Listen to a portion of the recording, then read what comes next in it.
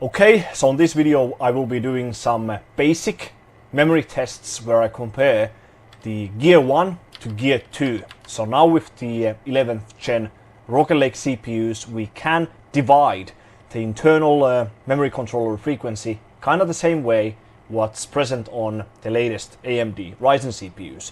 So you can divide the internal memory controller frequency to half in order to reach much higher memory frequencies. And now the overall answer to that question is kind of obvious. So there's absolutely no point to go for Gear 2 unless you go for the extremely high memory frequencies like 4600, 4800 and beyond that. So Gear 1 level memory frequencies are much faster overall compared to Gear 2 at something like 4000 or 4200 megahertz. I'm sure you get the idea. When it comes to Gear 1, you can pretty much reach the maximum frequency of Gear 1 with very basic DDR4 memory kits. So when I was testing Gear 1 recently in tests like Geekbench or SuperPi, the maximum memory frequency I was able to do on all of my memory kits was only like 3850 to 3900 megahertz, and that was with CPU just on water cooling, and it obviously goes much higher if the CPU goes under sub-zero cooling. So the colder the CPU gets, the higher the memory frequency it can achieve. So I'm sure you get the idea.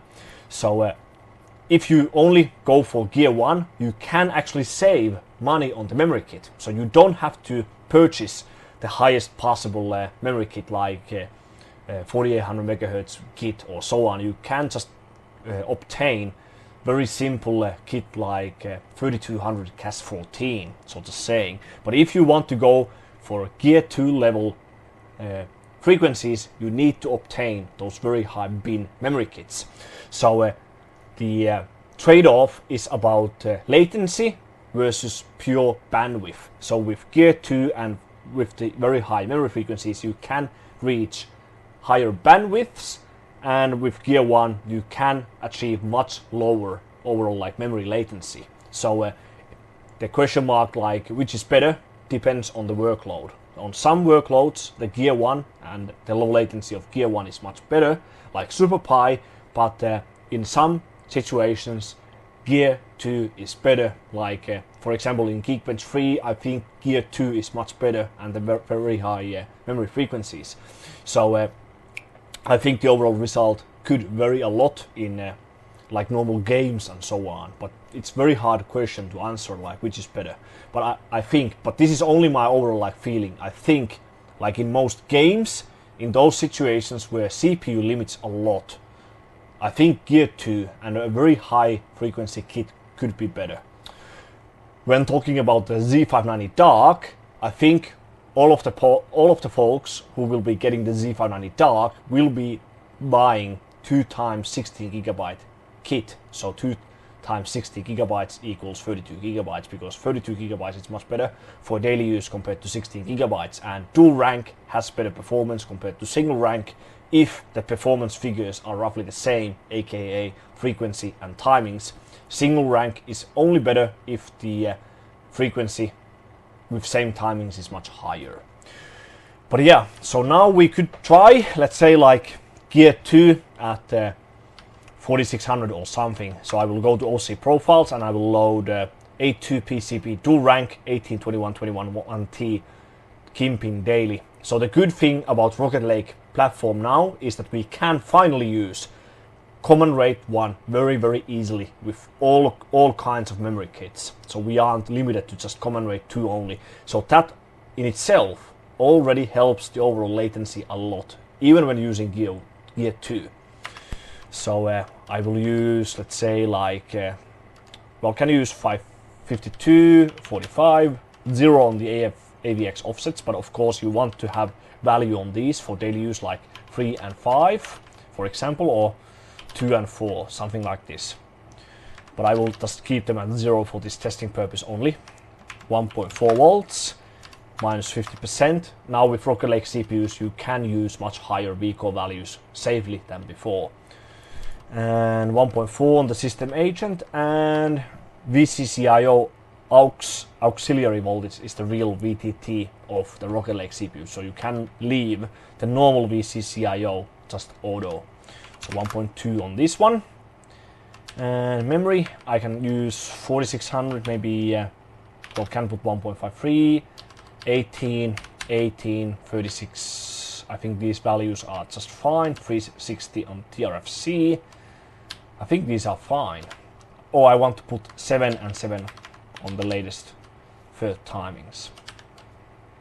And UEFI. So I will post these settings and I'll get back to you in the OS. Okay, so one note, so you do need to use higher VCCIO auxiliary voltage for these very high frequencies. So I only set 1.2 in my BIOS view, but I had to increase that voltage to 1.45. So you do need quite high VCCIO auxiliary voltage to run high frequencies. So now 5.2 on the 11900K, 1150, so 2300 divided by 2, and cache 4.5, 4600, 18, 18, 18, 36, command rate 1. So let's just run Geekbench 3 first and then AIDA64 memory test. So those are gonna good like baselines on determining like memory performance. So let's run this first, and of course I can skip the boring part of these tests, so we can just look at the end results. Okay, so 10,737 points in the memory score multi-core part. So I think that's already kind of good. That already matches like a very high overclock, a very high memory overclock on Z490, like with very low voltage at high frequency, like CAS 14 at 4800 or something. So I think this is pretty good, if you ask me. I think you can even reach like 11,000 plus quite easily.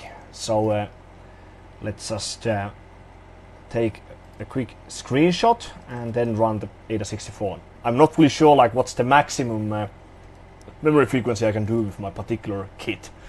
I think I can do 4700 at these timings, but not much higher than that, or at least I feel so.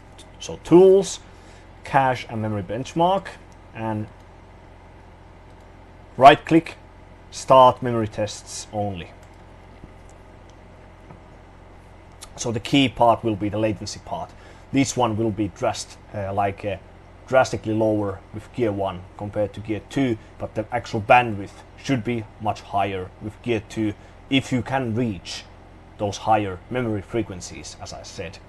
So read is already over 70,000 megabytes per second, write 68.7 thousand megabytes per second, and copy speed is 68.3, and now the latency.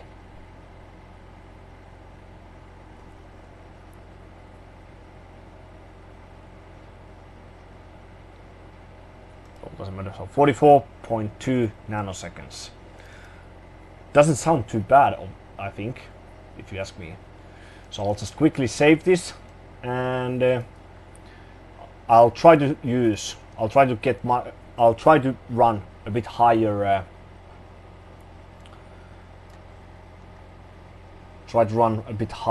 Memory frequency. So I want to raise that. So small icons, power and high performance. So I will leave that. Now I will go back to the BIOS and try a bit higher frequency again. So as you can see, the VCCIO auxiliary voltage is set at 1.45, so you do need to use higher value on that one compared to just the 1.2 that I said previously. So now memory.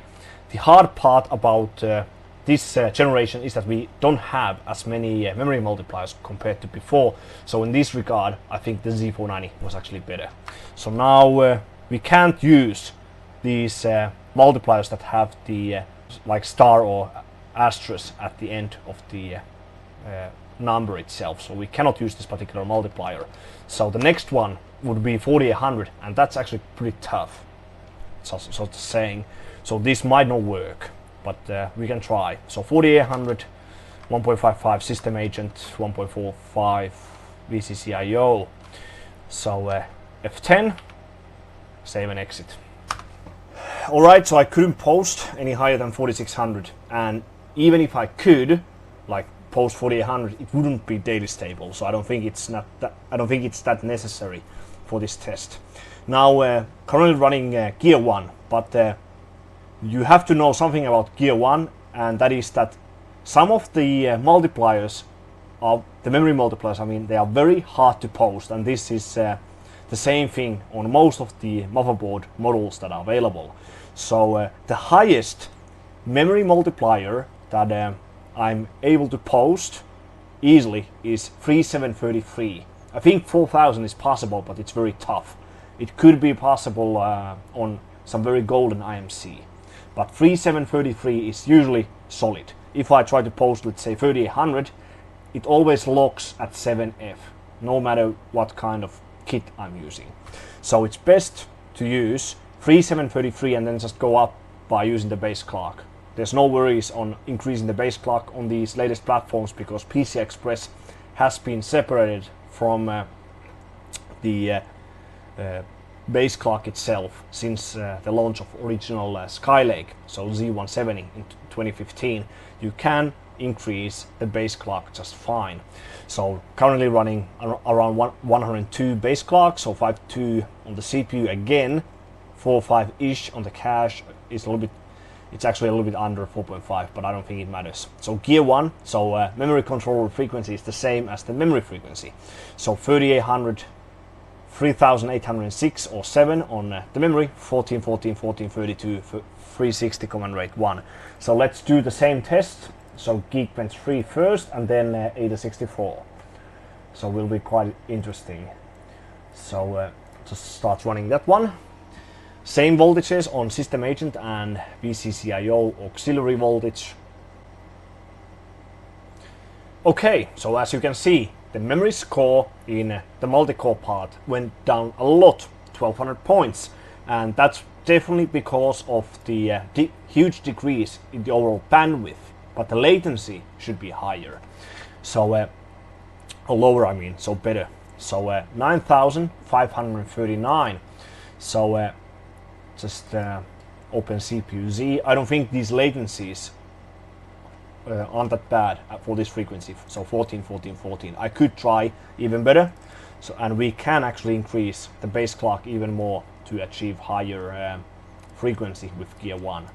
But I don't think 4000 is possible, but just saying. So just save this very quickly, and then AIDA64. So capture PNG.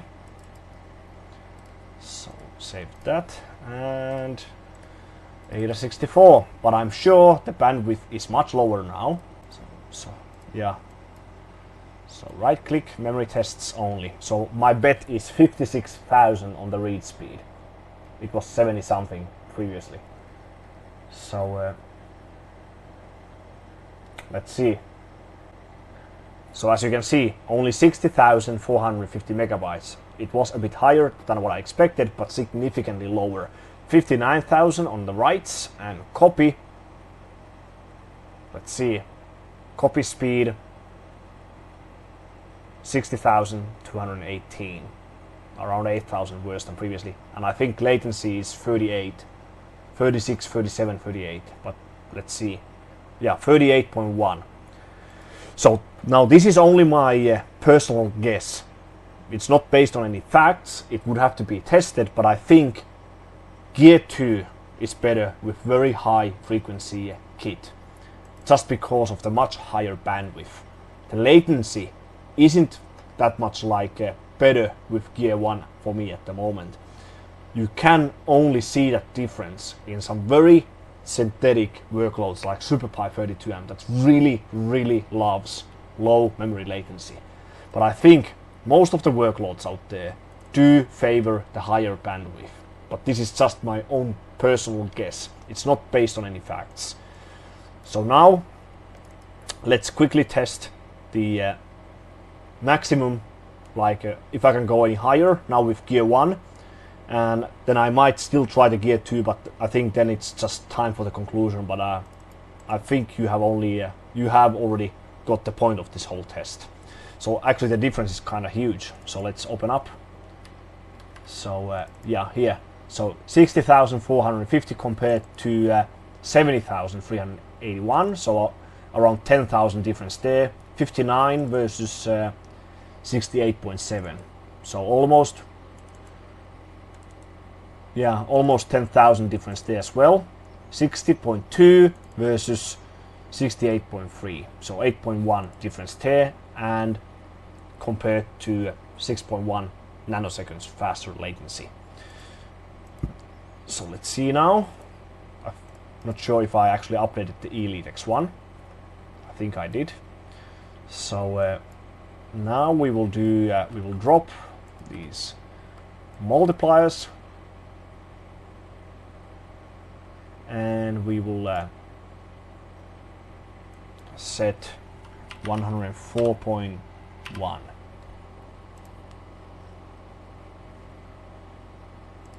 So now we got 5.2 again with 50 multiplier, and cache is 4476, 1943. So almost 3890, like 3880 something.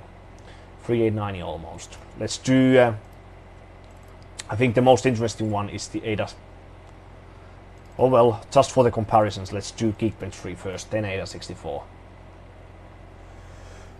And okay, that is definitely the frequency limit of gear 1 for this IMC. So the only way for me to get higher, like stable memory frequency, would be to make the CPU colder. So raising VCCIO auxiliary voltage up to 1.55 doesn't help anymore. And I don't want to use extremely high system agent with the CPU, just the water cooling, as this is my only Rocket Lake CPU. So now I just dropped the main latencies to 13, 13, 13, as well as the cache-wide latency to 14 from 16. So we could at least run the ADA 64, see if we did benefit at all, and try to run Geekbench 3 if it's going to remain stable. So start. So was 60 before, 70 with gear 2 at 4600, maybe 62 now, we'll see. Latency, dropping main latencies does help bandwidth a little bit. So let's see. Absolutely no gain whatsoever on the read speed. 59, so roughly the same, but read speed dropped like 300 something, 200, 300 megabytes. And copy was 60,000 before, I think. So same latency, maybe 36.8. So this is definitely bandwidth versus latency type of question. So latency went down by 1 nanosecond. So yeah, no much gain whatsoever. So I'm pretty certain gear 2 with very high frequency is better for daily use, trust me. So just want to see, did we gain at all for Geekbench 3, assuming we can run this whole test stable. Yeah, it's near stability. I will see if I can pass, and then let's look at the score. Okay, so the second attempt is passing. Yeah, pretty much the same thing. Absolutely no difference whatsoever. So that's kind of my conclusion. So you can definitely, so just feel free to try this yourself, but I'm pretty certain that gear 2 is better. So just one more time, I really want to see if I can go higher on the frequency with gear 2 before I wrap this whole video up. So let's try it this way. 43, 50, 102.0. Oops. And nope. Okay, so I couldn't go that much higher on the frequency itself, on the base clock I mean. So the only thing I could do was to lower some of the timing. So currently I'm running 18 1717 36 command rate 1, and the bandwidth is quite alright. So 70,565 when it comes to the read speed, writes almost 71,000, copy 68.8, almost 44.8. Not that big difference anyway. So here's the configuration: 4600, 18, 17, 17, 36, 360 command rate 1, and the original was this one over here. So 70.5 versus 70.3, 70.8 versus 68.7. So the jump in writes was actually quite nice. 68.7 versus 68.3. Latency went worse for some reason, but the overall score is better. Now I could try like a minimal frequency bump, but there's no that much like headroom overall. So I'll drop 40, or can be 45. So put like 101. Okay, so no hang. 5250. Almost 4650 on the frequency. So tools, cache, and memory. So start. I think Geekbench 3 might fail if I try this, but we'll see. So read, I think we will go 71, 72. Almost 71,000 megabytes. Writes might be 71.5. Copy 70 something, 69, 69.3, and latency maybe spot on 44, 43.9, 43.5. So it actually improved quite a bit. So you can actually decrease the latency a lot if you are able to go very high on the frequency. So yeah, pretty confident now that Gear 2 is much faster if you can really reach a very high frequency. But it's not worth it to go for Gear 2 if you only run, let's say, 4000 or 4200. So as final test, Geekbench 3, but it will fail, pretty certain. So start, and boom, 10,901. So that's pretty much the conclusion. So of course not fully tested, but I'm pretty certain, as I've already mentioned it a few times already, this is better for daily use. So it obviously depends on you and what kind of budget you are running, but I would obtain some of these high frequency dual rank kits if you decide to go on this platform and purchase a good board, like a good dual slot board, like the Z590 DARK, the Gigabyte Z590 Tachyon, or the Maximus 13 Apex. So for example, the same as this, so 4266K17 G.Skill Ripjaws V kit, so 2 times 60 gigabytes, so 32 gigabyte kit. So I hope you enjoyed this video. So these are the performance figures for Gear 1 versus Gear 2 in simple performance tests. So definitely try the Gear 2 if you purchase a good kit, but of course you can save quite a bit of money on the memory kit itself if you only aim for Gear 1 level speeds. The ghost area is kind of the frequency between 3800 up to like 4100. At that range you can't often run Gear 1 anymore, but for Gear 2 it's kinda slow, so I'm sure you get the idea. So it's either 3800 something max, or then straight to 4400, 4600 and beyond, so to say. So if you like to see this video and these performance figures, then please give me a thumbs up and subscribe to my channel. And other than that, thanks for watching one of my videos once again, and I will see you on the next one.